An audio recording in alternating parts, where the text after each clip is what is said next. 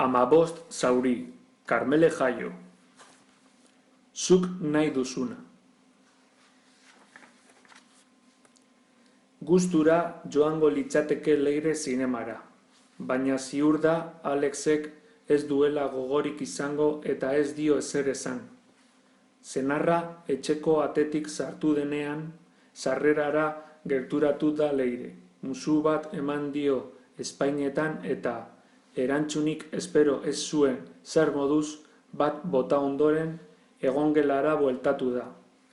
Ostiraletan nekatuta heltzen da Alex etxera.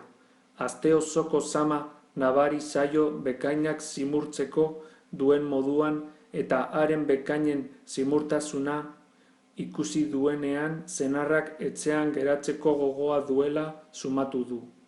Aspaldian ez dira zinemara joan.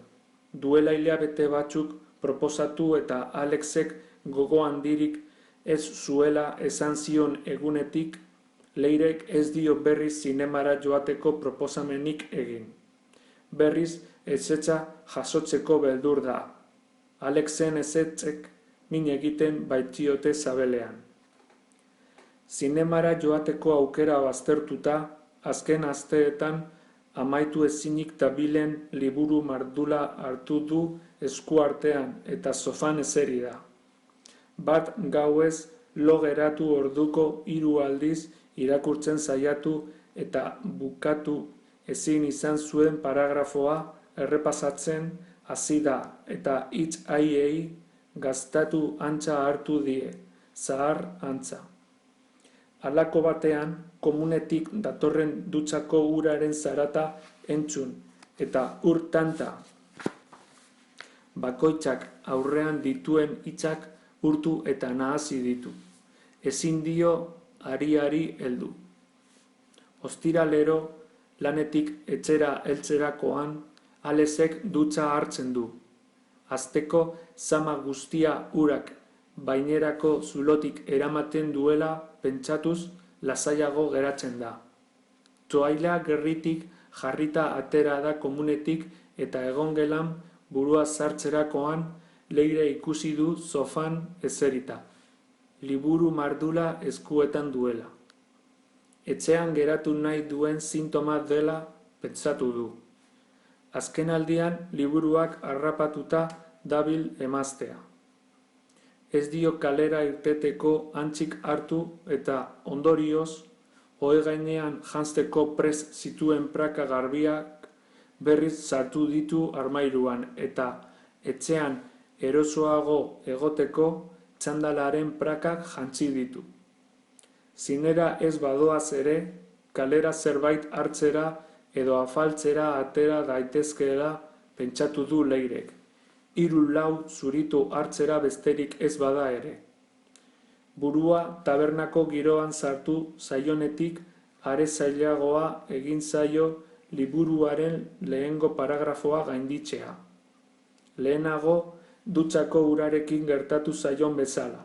Orain tabernako kea jarri da, gortina bat legez, bere begien eta liburuko hitzen artean. Mahai gainean utzi du liburua eta Alex janzten ari den gelara hurbildu da.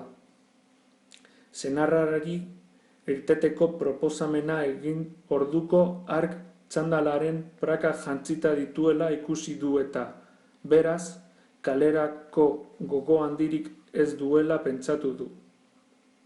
Ezer esan gabe bueltatu da egongelara eta liburuaren azalari eta atzealdeko lerroei gainbegiratu bat eman ondoren telebista piztu du.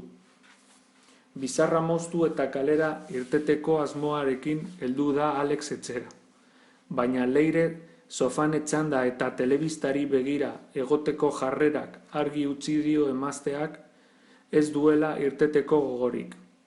Bizarra moztea hurrengo goizerako utz dezakeela pentsatu du eta komuneko ispiluaren aurrean orrazia ile bustitik pasatzen duen bitartean, kuadrilako lagunak zein tabernatan ibiliko diren pentsatu du.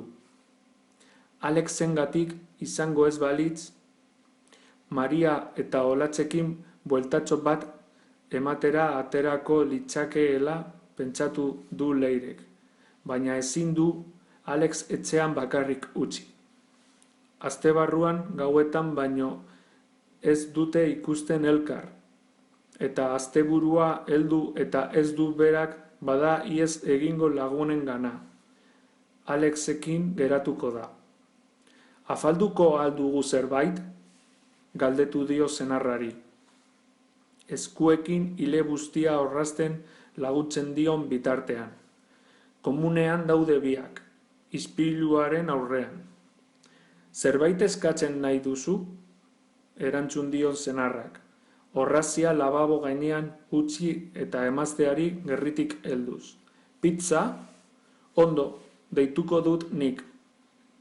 Alexek baiezkoa erantzun dion momentuan bertan konturatu da Leire pizza astunegia egiten zaiola gauetan, eta gustukoa duen arren ez zaiola gauetan halakorik jatea komeni. Komunetik atera dira. Leire Alexen atzetik, egongelan daude orain. Zein osagai eskatuko ditugu, galdetu dio Alexek, telefonoa eskuetan duela. Niri berdin zait, nahi duzuna eskatu. Edo zein. Esan dio Leirek, azkenean pizza jan behar badu, behintzat osagain harinekin egindakoa nahiago lukela pentsatuz urdaiazpiko eta txanpiñoiak adibidez. Piperrak, okela eta oliba belzduna ondo? Bueno, zuk nahi duzuna, erantzun dio. Liburua mahai gainetik hartu eta apelean uzten duen bitartean. Telebista aurrean jan dute pizza. Piperrak, okela eta olibaduna. Alexek jan du zatirik handiena. Leirek piperrak alde batera utzi ditu. Bihotzerrearen beldur. Bere platearen piper gorrien menditxoa egin du. Iragarkiak hasi direnean ikusten ari diren filmaz aritu dira. Leirek ikusita duen esan dio, edo hala uste duela, baina ez duela bukaera gogoratzen. Eta bukaera gogoratzeko saiakera egin duenean burura etorri zaiona beste gauza bat izan da. Bihar bere amarengana bazkaltzera joan behar dutela. Alexi gogoratu dio, eta honek burua goitik behera astindu du, badakiela, gogoratzen duela. Gainontzeko komentarioak pizzarren ingurukoak izan dira, eta baita kanpoan ari den haizearen ingurukoak. Leihoak apurtu behar dituela ematen du. Berandu bukatu da pelikula. Azken momentura arte ez du Leirek bukaera gogoratu. Telebista itzali eta oherako bidea hartu dute. Ohean etzan den momentuan Leirik berotasuna sentitu du zabeletik behera eta ez da pizzarren piperrek egindako bihotzerrea. Alexen bularra laztandu eta larrutan egiteko gogoan sentitu du. Une batez pentsakor gelditu da, zabaira begira. Baina ez da ausartu eskua haren bularra iletsura gerturatzen. Ohera sartu direnetik Alexek ez du ukitu. Bera ere zabaira begira etzan da eta. Ondorioz, senarra nekatuta egongo dela pentsatu du eta ez duela ezertarako gogorik izango. Alexen ezetza entzutzeko beldur da, min egiten baitiote haren ezetzek zabelean. Batak besteari bizkarra erakutsi diote eta loguraren zain geratu dira. Begiak irekita biak.